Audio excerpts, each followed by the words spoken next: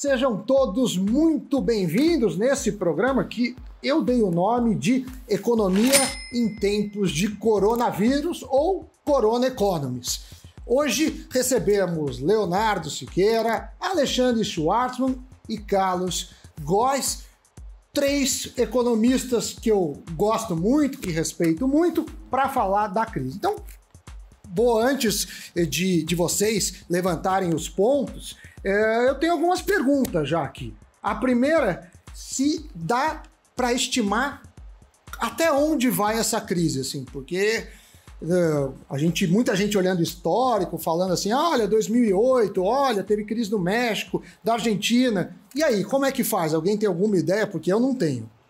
Tudo que vai acontecer depende das políticas que forem implementadas nesse momento.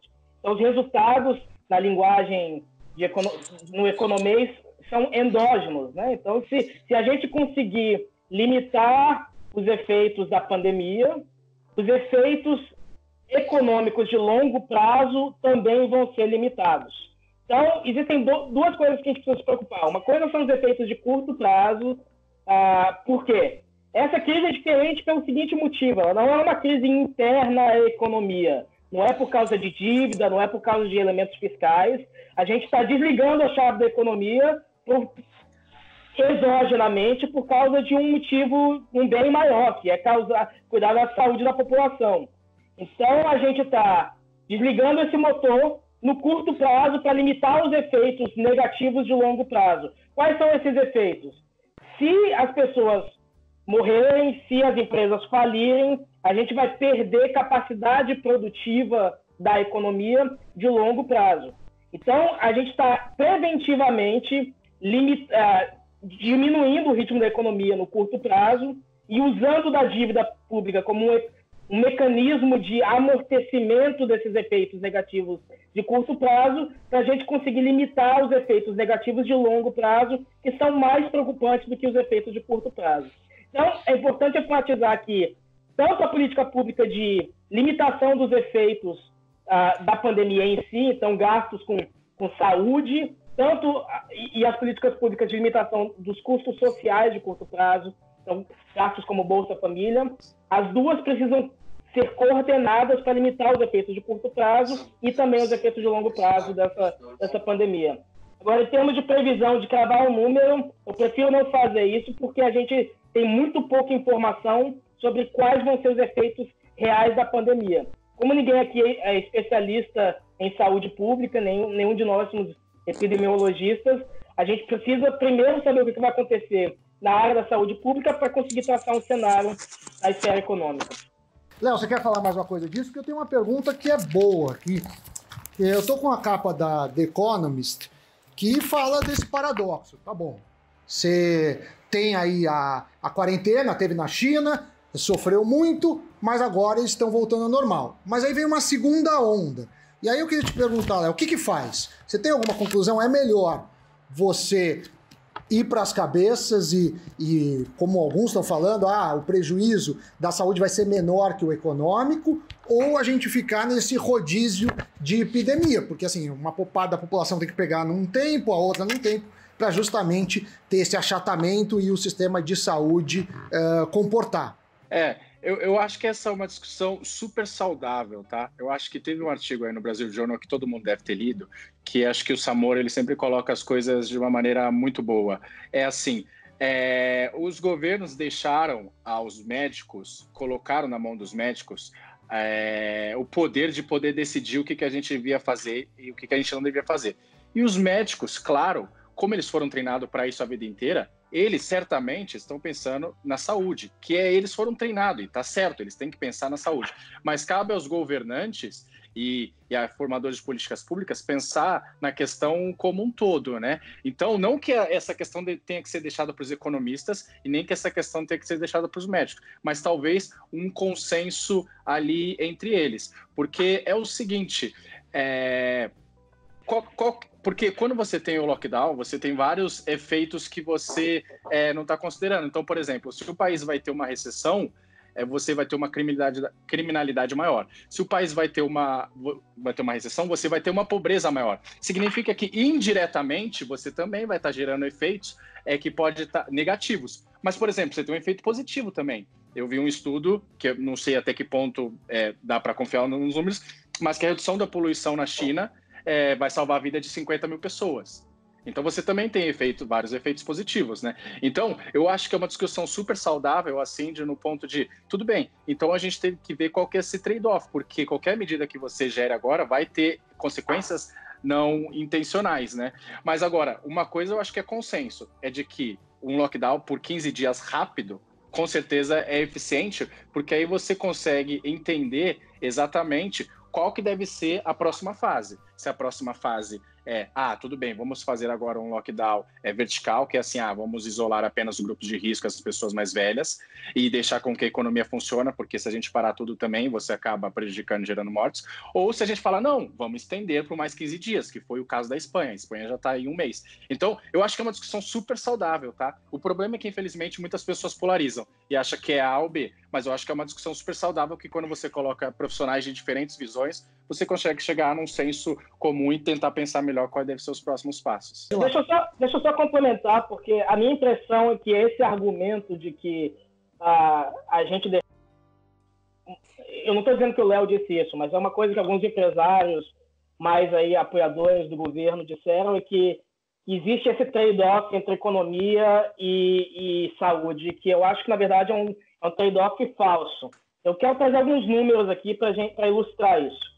Então, isso tudo depende muito da taxa de mortalidade, né? Então, lembrando que nenhum de nós é especialista em saúde pública, eu vou trabalhar com alguns números que foram trazidos pelo Ministério da Saúde. Então, o ministro chegou a falar que, se nada for feito, 60% da população brasileira seria acometida por esse vírus. Então, e a taxa de mortalidade que tem sido divulgada pelos especialistas é em torno de 1%. Então, se isso acontecer, a gente está falando de 1.200.000 mortes, né? 1.260.000 mortes. Isso seria 126 mortes para cada 10 mil habitantes, né? Que é uma coisa muito mais alta do que a taxa de mortalidade não natural que a gente está acostumada no Brasil, né? Que é uma coisa em torno de 30, 40, que já é muito alto em níveis internacionais. Existem alguns estudos, então eu quero referenciar o Daniel Cerqueira, que é um especialista do IPEA, que trata de violência, e eu fiz também um trabalho em 2018 sobre os custos econômicos da criminalidade no Brasil, que trata do custo do preço estatístico de uma vida, né? O preço econômico de uma vida com base em produtividade ao longo da vida. Então, a base inferior dessas estimativas são R$550 mil por cada vida que você perde em capacidade produtiva ao longo da vida de uma pessoa que morre muito precocemente. Se isso for verdade, isso é uma estimativa que subestima, na verdade, o custo real, e a gente estiver falando de 1.260.000 mortes, como essas estimativas do Ministério da Saúde estão falando, isso significa um custo simplesmente econômico, subestimado, que eu vou falar, de mais ou menos quase 700 bilhões de reais. Tá? Então, se essas estimativas que são subestimadas, como quero enfatizar, fazem sentido, faz sentido a gente gastar até 700 bilhões de reais, certo? Porque significa que a gente vai prevenir uma perda de capacidade produtiva de mais ou menos 700 bilhões de reais. Então, não faz sentido a gente falar desse trade-off entre economia e saúde sem incorporar o fato de que as pessoas morrerem significa menos pessoas trabalhando e menos pessoas produzindo no futuro e menos capacidade de produção da economia brasileira no futuro. As pessoas morrerem significa que nós também vamos nos tornar mais pobres no futuro de forma permanente. Então, esses empresários estão falando de perdas temporárias e eu estou preocupado aqui com perdas permanentes, tanto de vidas quanto perdas econômicas também permanentes. Ale, você estava te ouvindo e em outro canal, né, nos muitos que você participa, e estão prevendo aí uma ajuda só para os informais, Primeiro aquele Corona Voucher, ia ser R$200, aí o Maia falou, não, 200 é pouco, vai para 300, falando de um custo de 15 bi por mês. O déficit previsto era de 124 bi, claro que a gente está em um estado de calamidade, mas a minha pergunta é, qual que é o limite dessa injeção de dinheiro, assim? Quais são os complicadores de médio e longo prazos e como que o governo pode abordar essa questão? Porque a gente vê os pacotes, né? O BNDES, você vai ter também ajuda do próprio governo federal, já estão falando em o governo antecipar seguro-desemprego, enfim, como que a gente junta essa equação? Tem alguns que são fundos, que não é um déficit de fato, mas tem outros que são aportes do governo, sem contar, obviamente, a arrecadação que cai. Não, eu tentei fazer algumas contas, como qualquer conta que a gente faz, está sujeita a toda espécie de chuvas e trovoadas, mas como o Carlinhos chamou a atenção, você tem lá qual que é a tua estimativa, se os números do Carlinhos estão corretos, né, falando aí de 700 bi de perda econômica, a gente deveria estar disposto a gastar isso, pelo menos para evitar. As estimativas que eu cheguei são menores do que essa, né? Porque eu quero voltar para o ponto, acho que não existe, de fato, um trade-off entre cuidar da epidemia e cuidar do PIB. Né? Obviamente, no curto prazo, você fala, não, eu estou cuidando da epidemia, minha produção vai cair. Agora, se você permitir que essa epidemia aconteça, pode ser que a gente tenha uma perda menor de PIB. Agora a gente vai ter uma perda maior de PIB. E não estou nem preocupado ainda com os pontos do Carlinhos. A gente vai ter que parar essa economia, se não agora em um mês, daqui a 2, porque você não vai ter respirador para todo mundo. Né? Então, nessa linha, eu sempre me lembro aquela história do Churchill, a frase imortal dele sobre o acordo do Neville Chamberlain com o Hitler, né, para dividir a Tchecoslováquia, fala, entre a guerra e a desonra, vocês escolheram a desonra e vão ter a guerra. Então, se a gente escolher entre controlar a epidemia e a economia, a gente pode escolher a economia, bom, a gente vai ter a epidemia e a recessão do mesmo jeito. Então, nesse aspecto, eu não vejo um trade-off grande. Agora, vamos colocar a verdade. A gente está falando de um problema de saúde que a gente vai ter que tratar. Bom, seria ótimo que a gente fosse que nem a Alemanha, que, enfim, poupou, pode se dar o luxo de agora fazer uma política super agressiva, né, do ponto de vista de gasto. A gente vai ter que fazer essa política agressiva independentemente de ter poupado ou não no passado, e a gente não poupou. O que significa que, muito provavelmente, a gente vai ter uma explosão significativa de dívida ao longo dos próximos meses.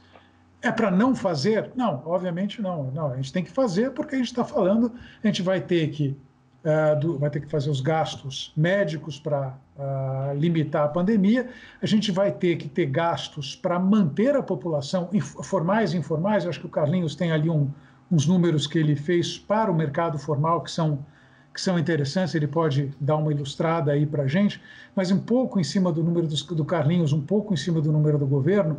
Na minha conta, sim, só essa parte de renda, se durar 3 meses, a gente está falando gastar 135 bilhões, enfim. Aí você vai somando isso, mais perda de arrecadação, mais a necessidade de você estender crédito, não me parece insano falar que a dívida sobe alguma coisa como 10 pontos percentuais do PIB, talvez mais. Então ela sai de 75, vai para 86, 90 que seja.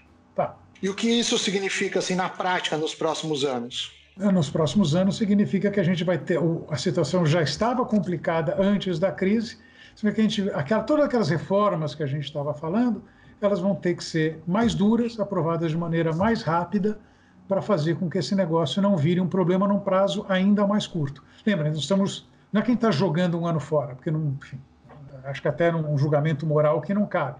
A gente teve um obstáculo gigantesco, mas bem ou mal a gente está atrasando um ano toda a escala que a gente pretendia de reformas. Tá?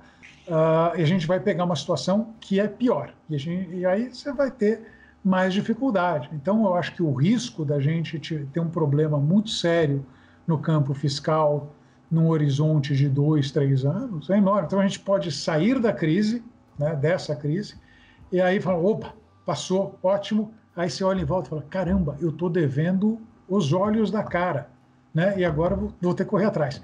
E para finalizar, a cerejinha em cima do bolo, nós temos uma liderança política, cujo nome eu não vou dizer aqui, virou Voldemort, aquele que não deve ser pronunciado, né? Que, assim, que se mostrou absolutamente fora da altura requerida para a crise, não só em termos da reação, em termos da relação com o mundo político. Esta é a liderança política que vai ter que aprovar reformas duríssimas quando a gente sair de uma das recessões mais graves da nossa história. Então, assim, qual que é a chance disso dar certo? Agora, queria perguntar para o Léo, para o Carlinhos, por que o Brasil ou outros países não vão lá e imprimem dinheiro, já que está todo mundo sem dinheiro, a demanda a oferta está ociosa de certa forma, né? A demanda não está muito medrosa. E aí, o que a gente faz? Somos todos keynesianos em épocas de crise? Acho que se o Góes quiser começar. Tá bom. Olha, isso na verdade é um falso dilema e um falso debate que, para quem estuda economia e macroeconomia, sabe que não existe, sabe? Isso existe no debate político.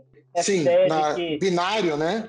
Essa ideia de que você não pode gastar em tempo de crise, keynesianos versus liberais, mas a gente sabe que a política econômica ótima significa que você vai suavizar o consumo das pessoas ao longo do tempo.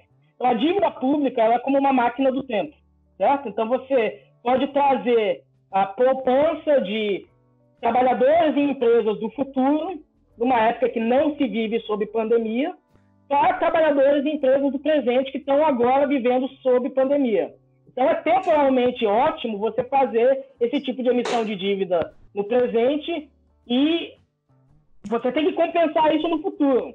Um dos problemas é que as pessoas que hoje estão, como a gente, dizendo que tem que gastar mais, tem que emitir dívida, existe parte dos economistas aqui no Brasil e querem dizer, esquecem que em tempos de bonança a gente tem que também fazer poupança exatamente para poder gastar mais em tempos ruins e poder suavizar consumo. Então, em tempos ruins, em tempos de crise, a dívida pública é um instrumento de suavização de consumo e suavização do ciclo econômico. Então, ela tem que subir mesmo em tempos de crise. Mas em tempos melhores, em tempos de crescimento, a gente tem que aumentar a poupança do governo exatamente para a gente ter um arsenal melhor para gastar mais em tempos de crise. Então, o Alex estava falando da Alemanha, por exemplo. Então, nos últimos 5 anos, a Alemanha teve superávit, conseguiu levantar seu arsenal de fiscal, exatamente para agora ter, como eles estão chamando, uma bazuca de combate a essa crise. Quando você faz uma política fiscal ótima, poupando em tempos de crescimento e gastando em tempos de crise, você suaviza o ciclo econômico. E é isso que a gente precisa fazer. O problema é que a gente veio agora de um momento de desajuste fiscal muito grande nos últimos 5, 6, 7 anos, e isso limita a nossa atuação no presente. E vai limitar também a nossa atuação no futuro. Que a gente vai precisar gastar mais agora, mas como o Alex estava dizendo, isso significa que a gente vai precisar poupar mais no futuro. Então, a dívida serve como máquina do tempo para a gente suavizar o consumo, mas é importante a gente entender que se a gente gasta mais hoje, a gente vai precisar poupar mais no futuro. Quem está dizendo que não existe a restrição fiscal do governo está vendendo fantasia. Léo, quer comentar alguma coisa sobre isso? Sim, não, achei bom os pontos aí que eles falaram, inclusive essa questão da Alemanha, o pessoal esquece que a Alemanha em 2010 tinha uma razão de dívida PIB aí de 80%, e que agora em 2019 fechou em 56% mais ou menos.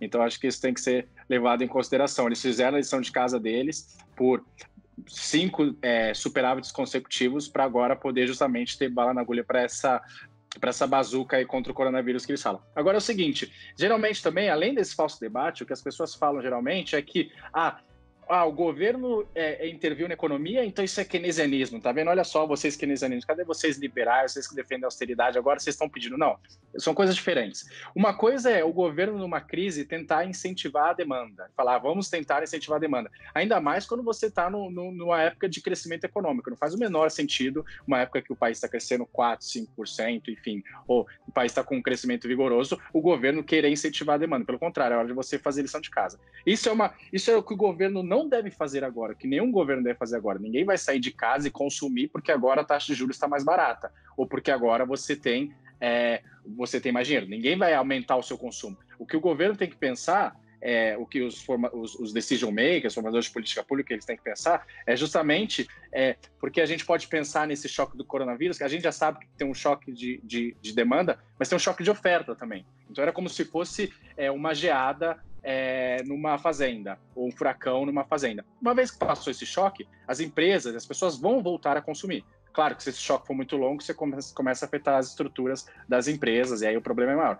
Mas as empresas vão voltar no futuro, em algum momento. E o que o governo tem que fazer é servir como garantia para as empresas não quebrarem e como seguro social para as famílias. É isso que o governo deve fazer. Então, você que é autônomo, você vai continuar sobrevivendo, porque o governo governo nessa... Como o planeta está parado, a economia está parada, a gente tem condições de cuidar dos mais vulneráveis. E para as empresas, falar, eu vou te ajudar para você continuar funcionando quando a economia voltar, quando a gente sair desse lockdown.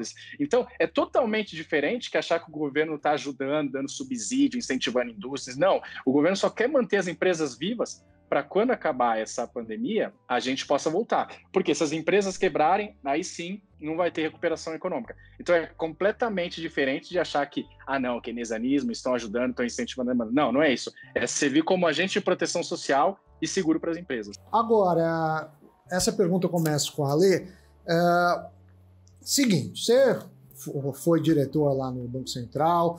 Se você tivesse na cadeira de fazer política econômica agora, o que o governo, aí começando pelo Brasil, que eu acho que é a principal preocupação, está fazendo de certo e o que está fazendo de errado? Eu acho que fica claro que você tem dois públicos, né? Você tem o público dos mais vulneráveis, aí a gente pode englobar pessoas de baixa renda, trabalhadores informais, até idosos que ficam vulneráveis por conta da questão de saúde, e você tem empresas que podem quebrar, que também é ruim para a economia. E nisso você tem um monte de medidas que estão sendo feitas. Onde você acha, Lei, depois eu passo para os demais, onde o Brasil acertou, onde o Brasil errou e o que pode ser feito daqui para frente que seria melhor do ponto de vista da economia, da saúde e da sociedade?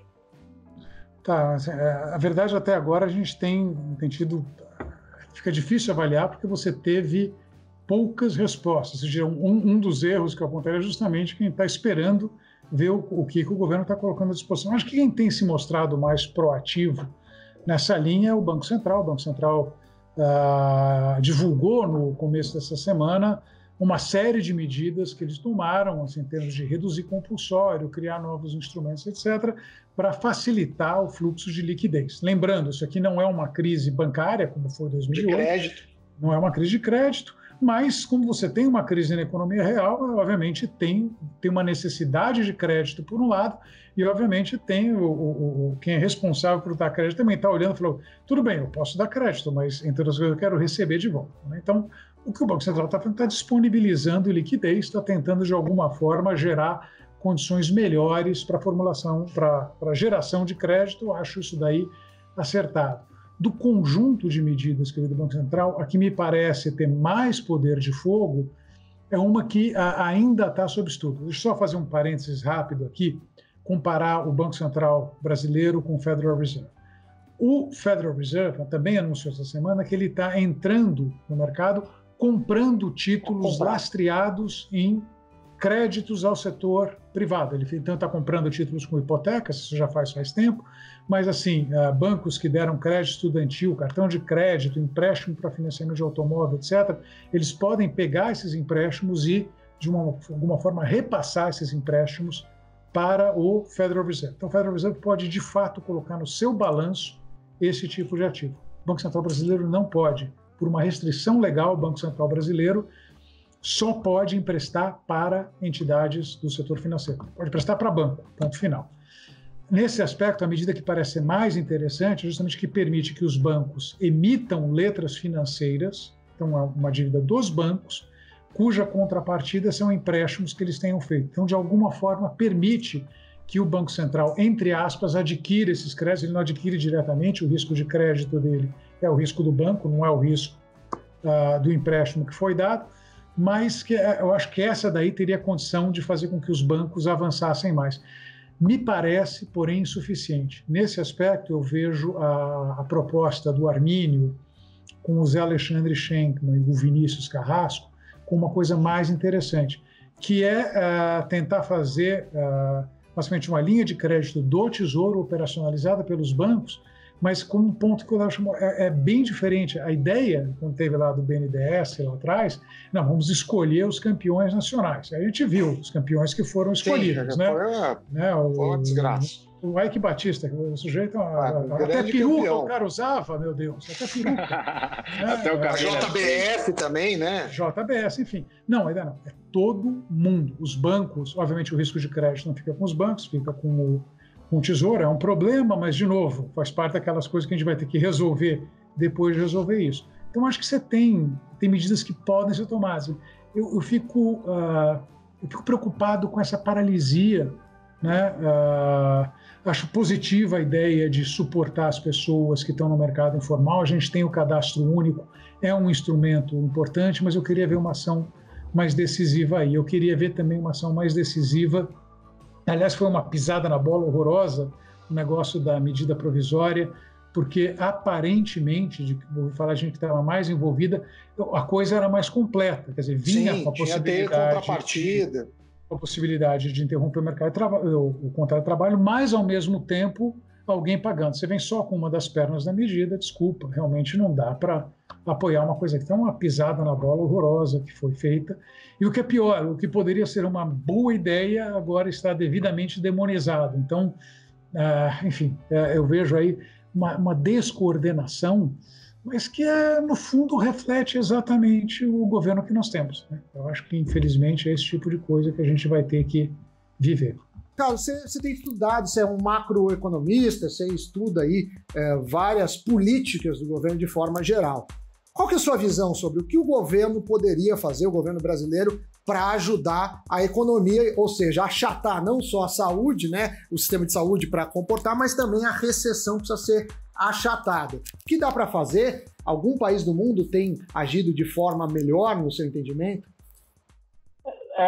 Tem dois tipos de políticas que o governo pode fazer neste momento. Um tipo de política é o que a gente chama de política pelo lado da demanda. O que é política pelo lado da demanda? Significa que a gente precisa ter uma redução na atividade econômica no curto prazo agora, por motivos de saúde pública, mas se as pessoas não trabalham, se elas não têm renda, essa redução na atividade econômica vai ser exacerbada pelo fato de que as pessoas não têm renda, não estão gastando, não estão indo em restaurantes, shoppings e tudo mais. Então, o governo pode agir para reduzir esse efeito exacerbador. Como que ele pode fazer isso? Ele pode fazer essas políticas que alguns de vocês já mencionaram. Então, estender o cadastro único para você garantir renda, em especial para os trabalhadores que estão no setor informal. É sempre importante a gente lembrar que 40% dos trabalhadores brasileiros estão no mercado informal. E é muito difícil a gente atingir esses trabalhadores, exatamente porque não existe papelada, não existe uma rede, um cadastro em que todas elas estejam listadas. Um instrumento de tentar atingi-las é por meio do cadastro único, que é a base de dados do Bolsa Família e também de pessoas que já estiveram no Bolsa Família. As outras políticas que o governo pode fazer é a política do lado da oferta. O que é a política do lado da oferta? Significa a gente minimizar os efeitos de longo prazo que essa crise pode ocorrer. O que significa? A gente tem hoje empresas que são saudáveis e trabalhadores que são produtivos, as empresas podem falir porque elas não têm acesso à liquidez, ou seja, a capital de giro de curto prazo para financiar sua folha de pagamentos, para financiar seu aluguel e coisa do tipo. E com isso, acabar demitindo. Se essas empresas falirem, se esses empregos deixarem de existir, significa que mesmo depois da recessão acabar, no longo prazo, a economia brasileira vai ter menos capacidade produtiva. O que alguns governos estão fazendo? Subsidiando os salários das pessoas. Dando crédito para as empresas, como eu estava dizendo, existe essa proposta do Armínio, do Zé Scheikman e do Vinícius Carrasco, para você oferecer liquidez, ou seja, empréstimos de curto prazo para as empresas conseguirem financiar seus gastos de curto prazo. E é importante enfatizar que isso não é bondade do governo. Essas empresas estão saudáveis, elas não são insolventes, elas não são empresas que não se sustentariam no longo prazo. é simplesmente um crédito de curto prazo para que as empresas sobrevivam e não deixem de produzir no longo prazo. E que mais? Então, alguns governos estão subsidiando empregos, subsidiando salários, para evitar que as empresas demitam. Então, em vez de demitir e o governo ter que gastar com seguro-desemprego, o governo diretamente subsidia parte do salário para as pessoas ficarem em casa, para você manter esse vínculo produtivo depois que a recessão acabar. Então, temporariamente, durante 1-2 meses, as empresas, o governo poderia subsidiar esse salário, e existe a Alemanha faz isso já há algum tempo, o Reino Unido está fazendo isso, a Dinamarca está fazendo isso, outros países europeus também estão fazendo isso. Então, pode ser menos custoso para o governo subsidiar esse salário do que ter que arcar com o seguro-desemprego e ter que arcar com os custos de longo prazo dessas pessoas não terem emprego mais. Então, eu fiz algumas estimativas com o Ricardo Dais, que é também um economista que está aqui nos Estados Unidos, com uma proposta de você subsidiar mais o salário dos empregados que ganham menos. Garantindo 100% da renda para quem ganha até um salário mínimo, 90% para quem ganha até 2 salários mínimos e 80 e poucos por cento para quem ganha até 4 salários mínimos. E lembrando que quem ganha até 4 salários mínimos, isso é 88% da força de trabalho formal brasileira. Tá? E os informais?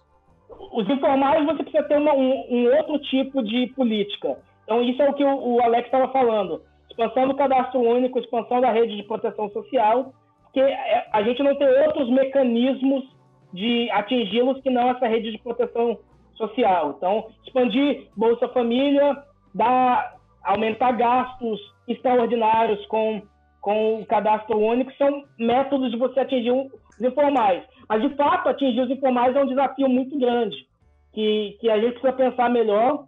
Quem está no governo talvez tenha mais informações sobre isso. Para o mercado formal, a gente pode dar esse subsídio salarial. Para o mercado informal, a gente precisa expandir a rede de proteção social. É um pouco isso. Léo, antes de você dar seus comentários, estão falando, pelo menos uma ideia da equipe econômica brasileira, é fazer uma quarentena até dia 7 de abril. Depois do dia 7 de abril, volta. Você acha dessa medida, e também, dado que o Alexandre falou, que o Carlinhos falou, o que mais você complementaria? Não, eu acho que sobre as medidas, acho que eles já falaram bastante, foram bem detalhistas aí com números, etc. O que eu queria dizer, afirmar realmente é esse ponto que o Carlos Góes falou. Uma coisa é o governo ajudar. A gente, assim, a economia aumenta a sua produtividade quando empresas pouco produtivas, justamente por não serem eficientes, acabam falindo, quebrando, e aí você tem outras empresas mais produtivas que sobrevivem ao longo do caminho. Então isso é bom.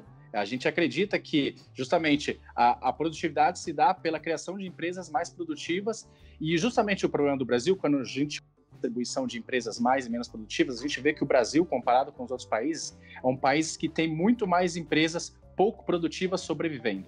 A nossa taxa de morte de empresas pouco produtivas é muito menor do que outras empresas. Justamente por isso, porque elas sobrevivem através de subsídios, elas sobrevivem através de protecionismo, sobrevivem através de regras especiais, de regimes especiais. Então, a gente vê com bons olhos quando a gente tem empresas mais produtivas sobrevivendo e empresas pouco produtivas. Mas como o Carlos Góes falou, o que está acontecendo agora são empresas que são produtivas, são eficientes, que nada tinham a ver com o problema, e de repente uma crise que surge lá da China acaba afetando essas empresas. Então a gente não quer que essas empresas que são eficientes, que são produtivas, elas vão à falência. Por isso que prover crédito no curto prazo é bom para que elas continuem sobrevivendo. E aí o segundo ponto que eu queria colocar aqui mais abrangente é justamente isso, que mostra a rigidez dos nossos mercados de trabalho. O Brasil também tem uma rigidez forte no mercado de trabalho, e é justamente um ótimo momento para a gente começar a pensar sobre isso. Porque quanto mais o mercado de trabalho for flexível, mais o empresário, o empreendedor, ele consegue ajustar essas regras no curto prazo. Então, por exemplo, numa crise dessas, faz sentido talvez com que o trabalhador e o empresário renegociassem um salário menor. Falou, ao invés de eu te demitir, eu vou te dar um salário menor. Só que isso, pela lei, não era possível no Brasil. Você não pode reduzir o salário das pessoas. E o que acontece? Se você não pode reduzir, você segura até um ponto que você vai demitir. Então você acaba elevando, por uma boa intenção assim, você acaba levando às vezes a um desemprego maior justamente porque você não consegue reduzir. Você torna os seus preços e salários muito rígidos e isso tem efeitos ao longo. Então acho que é um bom momento. E aí com essa questão de estender, como eu falei, de estender o prazo, né, além de 7 de abril, você voltando normalmente, eu não sou epidemiologista, claramente, então o que aconteceu é que o Reino Unido tentou primeiro essa abordagem, né, de vamos deixar a economia, porque essa é a questão. Como é a questão? Quando que uma epidemia acaba? Uma epidemia acaba quando uma maior parcela da população já pegou uma imunidade ao vírus, e ela pode se dar por duas maneiras, né? Ou por você exatamente ter pego a doença, ou por você ter uma vacina. Uma vacina a gente não tem e ela demora até 18 meses, as estimativas, para fazer os testes. E é importante esses testes. Por quê? Porque a partir do momento que você quer vacinar a população inteira, significa que você tem que ter certeza que essa vacina não vai matar a população inteira. Então, você, obviamente, precisa fazer esses testes. Não adianta você querer vacinar a população inteira e depois descobrir, realmente não funcionou, né? Então, parece óbvio para alguns, mas para alguns não são. Então, essa é uma maneira de acabar com a epidemia. Então, o Reino Unido tentou essa abordagem que eles chamam de imunização de rebanho, né? Vamos deixar a doença seguir o seu curso natural, e aí vamos fazer com que as pessoas se imunizem, e aí elas não tenham... elas consigam se tornar imunes ao vírus, e aí por isso a gente teria um efeito menor. Bom, saiu um estudo da Imperial College, que ficou famoso, que talvez essa estratégia não seria interessante, porque ia causar um colapso na saúde, né? Que as pessoas poderiam sobrecarregar e aí ter um excesso de uso de ventiladores, aquela questão para as pessoas que elas precisavam. E aí, por isso, talvez, alguns argumentam que foi isso que fez eles voltarem atrás, assim como os Estados Unidos, né? Então, e aí tentar a estratégia de lockdown, que não, vamos manter as pessoas em casa. Mas eu acho que talvez o que as pessoas estão tentando descobrir exatamente agora tudo bem, dado que uma epidemia só acaba quando as pessoas peguem a imunização, qual será, então, talvez a estratégia mais inteligente para que a gente consiga minimizar todos os efeitos aí, no número de mortes, na economia, etc. Os Estados Unidos falou em 20% de desemprego. Eles estavam com 3,5% antes dessa pandemia. O Brasil está acima de 11%. Aí eu pergunto, Ale, dá para esperar quanto de desemprego? E esses 15 dias de quarentena, parece uma boa ideia? Ou pode ser um tiro no pé e a gente verá algo como a Itália, onde se escolhe quem morre e quem não morre, porque não tem leito para todo mundo? Deixa eu começar pela segunda. Eu acho que é arriscado. Eu acho arriscado colocar qualquer data antes da gente ter dados, ter números a respeito, assim, e acho que vale, é uma coisa que eu até queria falar antes, eu aproveitar acho que não tem como tomar decisões de política pública sem ser baseada em evidência. Então, obviamente, a gente vai ter que ir adaptando as coisas à medida que novas evidências forem surgindo. Agora, quanto à primeira, Sam, essa eu vou ficar devendo, porque eu não... eu acho que pode ser uma coisa bíblica. Sei lá, a gente não vai nem saber. O pior da história é que a gente não vai nem saber, porque o IBGE, aliás, acertadamente, não estou culpando o IBGE, longe disso, ele vai interromper a PNAD. A PNAD, a Pesquisa Nacional de Amostras de Domicílio, que aqui, enfim, afere quem está desempregado ou quem não está desempregado. Para começar, a gente não vai ter a pesquisa, porque ninguém vai lá no domicílio do outro, não nessas circunstâncias. Mas eu acho que vai ser uma coisa muito, muito difícil. A gente está falando de Estados Unidos, quer dizer, multiplicar praticamente aí por 6, 7 vezes a taxa de desemprego. Não estou dizendo que a gente vai multiplicar a nossa por 6 ou 7, não vai ser 70%, mas a gente acho que a gente vai ser uma coisa muito pior do que a gente viu em qualquer momento da crise que a gente acabou de passar. A gente bateu um topo de desemprego aberto, bem entendido, 17%. A subutilização de forças de trabalho, que pega quem trabalha menos, pessoal que está chamados desalentados, etc., ela tem ficado mais ou menos estável na casa de 24%, 25%. Então, estamos falando de números que vão ser certamente muito graves, que só reforça a questão da necessidade de uma rede de proteção social nesse momento. Pegando um gancho, não é uma questão de ser keynesiano, é uma questão de ser, Você se preocupa com o próximo? Então é isso que a gente tem que fazer, né? Isso não tem nada a ver com ideologia, né? Inclusive não é assim, não, se fosse, não, esse desempregado é porque ele está com preguiça de trabalhar. Não, o cara não está com preguiça de trabalhar. O cara não pode, por uma questão de saúde. Então você vai ter que bancar esse sujeito há algum tempo. Não é indefinido, né? Então eu acho que faz sentido. Então a gente vai ter um aumento severo do desemprego. E eu falando, já tenho dificuldade de gerar um número para PIB. Saber até onde vai o desemprego, eu acho ainda mais difícil.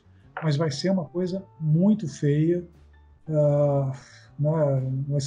Vai deixar no bolso qualquer número que nós vimos durante a grande recessão nossa de 2014 a 2016. Né? E, Léo, aproveitando que a gente está caminhando para o fim, suas considerações finais, depois eu passo para o Carlos.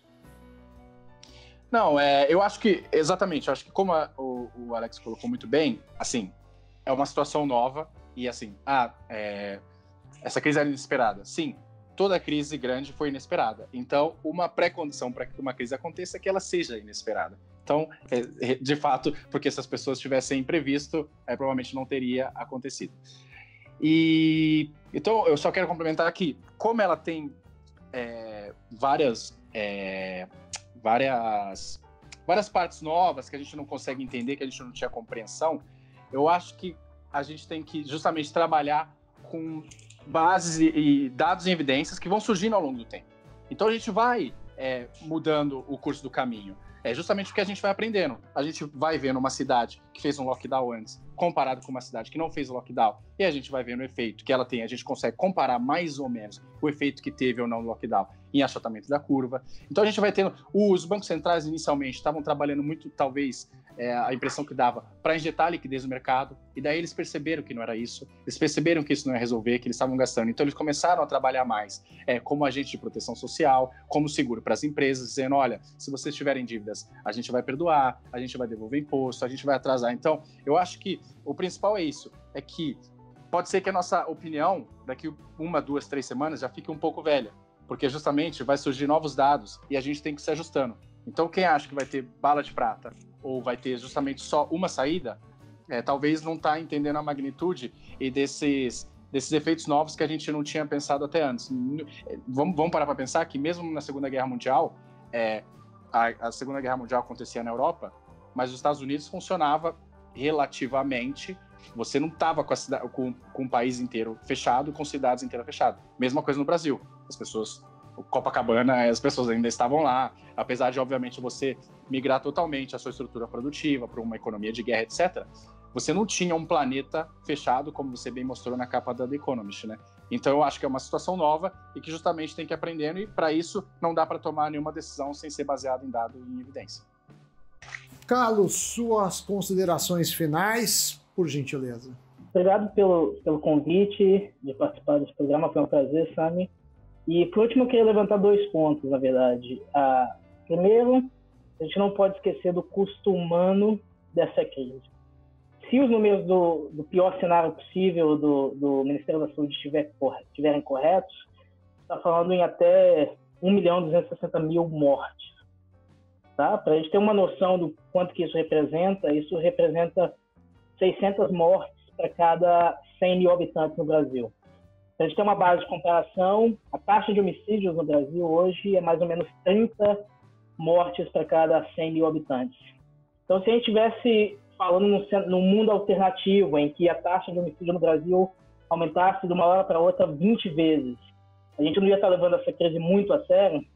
A gente tem que ter uma noção da magnitude do pior cenário possível para entender o potencial da tragédia humana que a gente está falando aqui. O segundo ponto que eu queria enfatizar por último é que, na verdade, existe um discurso de uma falsa dicotomia, um falso dilema entre salvar a economia ou atender a crise de saúde pública. Na verdade, o que a gente precisa entender é que existe uma relação inversa entre o prejuízo econômico que a gente vai ter e a eficiência do governo em mitigar essa crise de saúde pública. Quanto mais eficiente o governo for em reduzir os efeitos de saúde pública no curto prazo, e para isso a gente vai ter, obviamente, um custo econômico de curto prazo de estancar a economia, mas quanto mais eficiente o governo for nisso, menores vão ser os custos de mais longo prazo para a economia brasileira. Então, a gente consegue administrar uma intervenção mais curta e mais eficiente do governo, mas se o governo falhar em conter essa pandemia no curto prazo, os custos de longo prazo podem ser muito, muito grandes, que isso significa uma distorção da capacidade produtiva brasileira, com menos empregos e menos empresas saudáveis, de uma forma permanente. Então, é um falso dilema a gente dizer que existe uma disputa entre economia e saúde pública. Na verdade, no longo prazo, essas duas coisas vão lado a lado, né? Vão de mãos dadas. A gente precisa que o governo faça um bom trabalho em conter a pandemia no curto prazo, também para minimizar os custos econômicos de longo prazo. Muito obrigado. Quero agradecer demais ao Alexandre Schwartzman, ao Carlos Góes, ao Leonardo Siqueira e a você que está nos prestigiando com o seu tempo, seja por áudio, seja por vídeo. Esse foi um especial de economia para tentar saber o que pode acontecer, medidas para achatar a recessão. Espero vê-los numa próxima. Tchau, tchau, pessoal. Até a próxima. Obrigado.